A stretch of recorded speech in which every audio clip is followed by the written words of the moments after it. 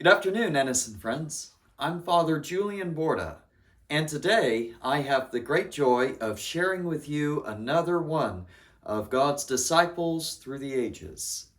Today, we're looking at one of the most famous Christians of the medieval period, St. Francis of Assisi. And many of you know St. Francis as the one through whom we have started the blessing of the animals that we enjoy every year here at St. Thomas Episcopal Church. And so I want to talk to you today a bit more about who Francis is and what exactly he had to offer us as his gift to the church by the grace of God. So, for those who don't know, St. Francis is an Italian. He's from a town called Assisi, and he comes from a very wealthy merchant family. And at first, he's pretty happy with this. He's very lively, he wears very bright, beautiful, expensive clothes. He's working in his family business with his father and getting a lot of money through trade. And then God speaks to him, and God, in a vision, shows him that he is called to a very different life. And so, very quickly, Francis decides, much to his father's disappointment, I'm going to leave all of this behind. And I am going to follow the Lord, and I'm going to embrace poverty, Lady Poverty, as he puts it. And so Francis starts a new order, the Franciscan Order of Monks, who take a vow of poverty, who beg on the streets for their food and preach the gospel of Jesus Christ in a new way, a faithful way, but in a new way.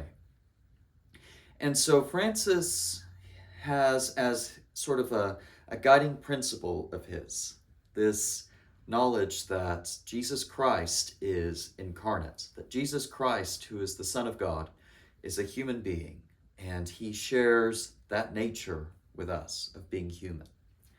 And what that means is that all of humanity is adorned with the nature of Christ, that all of us are equal, in a sense, to Jesus Christ, and that we are all worthy of the same honor, worthy of the same love, worthy of the same treatment. And so we are all called to love one another as Christ loved us.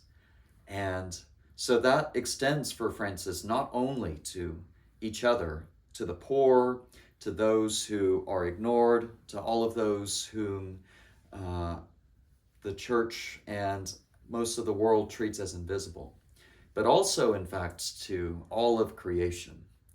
And Francis actually has been even more influential than many of us realize, because he has sought to show the importance of all creation in many ways.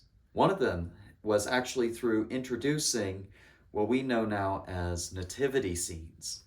So Francis is the first one to really make the connection between Jesus being born in a manger and starting his life in a manger with the presence of all those barn animals, the ox and the ass that we sing about at Christmas time, and to create a scene which showed not only the presence of Joseph and Mary and the shepherds and the wise men, but also that the creatures were around, and the creatures were blessed, in a sense, with the presence of Jesus Christ in their lives.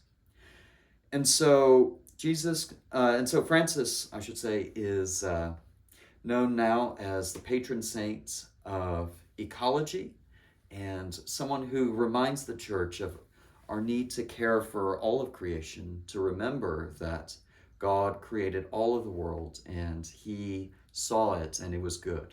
That God was pleased not only with us, who are the crown jewel of creation, but also with all of the animals, the birds, the fish, and all of the creatures that walk and crawl upon the earth, that all of them are part of God's creation, and that in some way all of it reflects back to God. And so that is Francis's gift to us, is to know that God is present all in the world all around us. And so that is a reminder for us to care for one another and to live and walk in love, as St. Paul said it, as Christ taught us. So I hope that is helpful for you today, and I hope you've enjoyed learning a little bit about St. Francis. And next week we'll be talking about Anselm of Canterbury, a very different figure, but also very important in the life of the Church. God bless you all. Take care.